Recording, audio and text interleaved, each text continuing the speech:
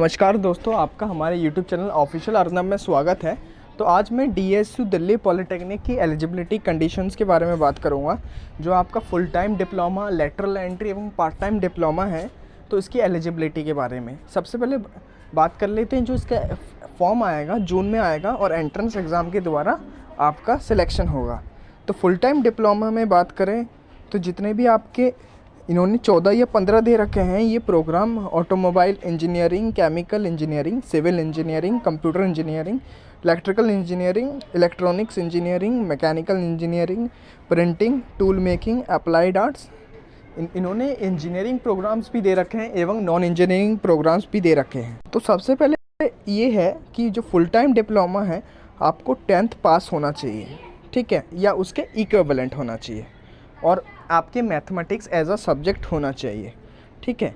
ये सबसे बड़ी रिक्वायरमेंट है, ये आपको ध्यान रखना है। 10th पास वाले नॉर्मली डिप्लोमा करते हैं, अगर आप 12th पास हैं तो कोई दिक्कत नहीं है।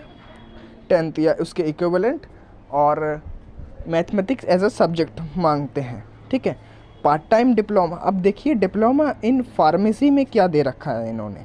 डिप्लोमा इन फार्मेसी में ये दे रखा है कि आपकी 12th पास होनी चाहिए, PCM, ठीक है, 12th विथ PCM। फार्मेसी की सीटें बहुत कम होती है वैसे, फिर भी 150-200 की सीटें होती है अराउंड, फिर भी इन्होंने PCM मांगा है। जनरली PCM ही PCB ही होती है, ठीक है। ये तो आपका फुल टाइम डिप्लोमा हो गया जो आपका 3 इयर्स का कोर्स है। तो आपको ध्यान रखना है जो फुल टाइम डिप्लोमा है इसका एलिजिबिलिटी एंड सिलेक्शन। एलिजिबिलिटी पहले आपका होना चाहिए तभी आप फॉर्म डालें, ठीक है। अब देखिए part time diploma. Part time diploma में ये जो है जितने भी डिप्लोमा इन इलेक्ट्रिकल है, मैकेनिकल है, ठीक है, ये 2 प्रोग्राम इसके अंदर आते हैं। इसमें इन्होंने 10th पास दे रखा, बोला है कि 10th पास होना चाहिए प्लस 2 साल की ITI होनी चाहिए। अगर आपकी 1 साल की ITI है तो आपका नहीं चलेगा काम, और अगर आप 12th पास हैं, ठीक है, तो भी आपका काम नहीं चलेगा। 12th pass with vocational subject, कोई अगर आपका टेक्निकल सब्जेक्ट हो, बहुत कम स्कूलों में होता है, ठीक है। और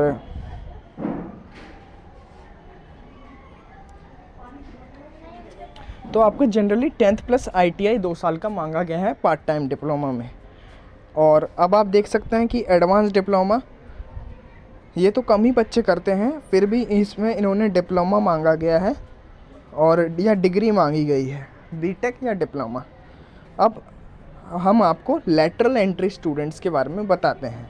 सो लेटरल एंट्री मैं भी बताना चाहता हूँ कि जो लेटरल एंट्री होता है 2 इयर्स का होता है, और आपके इसमें 12th मांगा गया है, मैथमेटिक्स और टेक्निकल वोकेशनल सब्जेक्ट। 12th में अगर आपकी PCM है तो आपको इसमें मौका मिलेगा, एवं PCB है तो मौका मिलेगा। और इसमें ये बताया गया है कि कोई अगर आपका 12th में टेक्निकल सब्जेक्ट है तो भी आपका मौका मिलेगा, ठीक है। तो अब आप एक बात बताइए, अगर आपका मैथ्स है, अगर आप कॉमर्स विथ मैथ्स हैं या आर्ट्स विथ मैथ्स हैं तो भी आप इसके लिए अप्लाई कर सकते हैं, बट आप दिल्ली से पास आउट होने चाहिए, ठीक है। ये दिल्ली कैंडिडेट्स के लिए है ओनली। तो आप देख सकते हैं इन्होंने applied arts, architecture, fashion technology, interior designing, automobile engineering, chemical engineering, civil engineering, computer engineering, electronics, printing and tool and die making के लिए बताया गया है। अब आपके लिए सबसे इम्पॉर्टेंट चीज़ है कि कौन से ट्रेड में आपको एडमिशन मिल सकता है। जैसे अगर आप लेटरल एंट्री में एडमिशन लेते हैं तो आपको 2 ईयर की ITI चाहिए, पर उसमें इन्होंने ये बोला है कि जैसे कि आप मैकेनिक, मोटर या ऑटोमोबाइल सेक्टर से अगर आप ITI करके आते हैं तो मैकेनिकल इंजीनियरिंग या ऑटोमोबाइल इंजीनियरिंग के लिए ही एलिजिबल होंगे, ठीक है। तो आपका जैसे मैकेनिक मोटर वाला इलेक्ट्रिकल के लिए एलिजिबल नहीं होगा। अगर आपका इलेक्ट्रीशियन या इंश्योरेंस मैकेनिक है, रेफ्रिजरेटर या एयर कंडीशनर मैकेनिक है, तो आप इलेक्ट्रिकल इंजीनियरिंग के लिए एलिजिबल होंगे। अब देखिए इसमें आप देख सकते हैं कि जैसे आपका सर्वेयर, ड्राफ्टमैन है तो आप सिविल या आर्किटेक्चर के लिए हो गए। मतलब इन्होंने सीमित कर दी है कि अगर आपका ट्रेड ITI में देखो तोड़ के पढ़ाया जाता है, ठीक है, जो भी ये है। तो जैसे आपका टर्नर ट्रेड ले लीजिए, वो मैकेनिकल में ही भर सकते हैं, ठीक है, जो उसका ट्रेड है उसी में भर सकते हैं, ये इन्होंने शर्त रखा है। ठीक है, तो आपके वीडियो में ये इन्फॉर्मेशन थी कि किस प्रकार से एलिजिबिलिटी क्राइटेरिया है।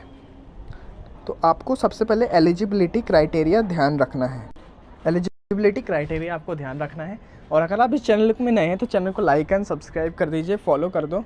ठीक है, और बाकी मैं अपना व्हाट्सअप नंबर दे देता हूँ डिस्क्रिप्शन में, कोई भी क्वेरी हो आप पूछ सकते हो मैसेज करके, कमेंट बॉक्स में भी आपको आंसर दिया जाएगा। ठीक है, और चैनल में आप नए हैं तो चैनल को सब्सक्राइब कर दीजिए, कोई भी डाउट हो तो आप बता दीजिए। धन्यवाद, आप अब मिलते हैं नेक्स्ट वीडियो में।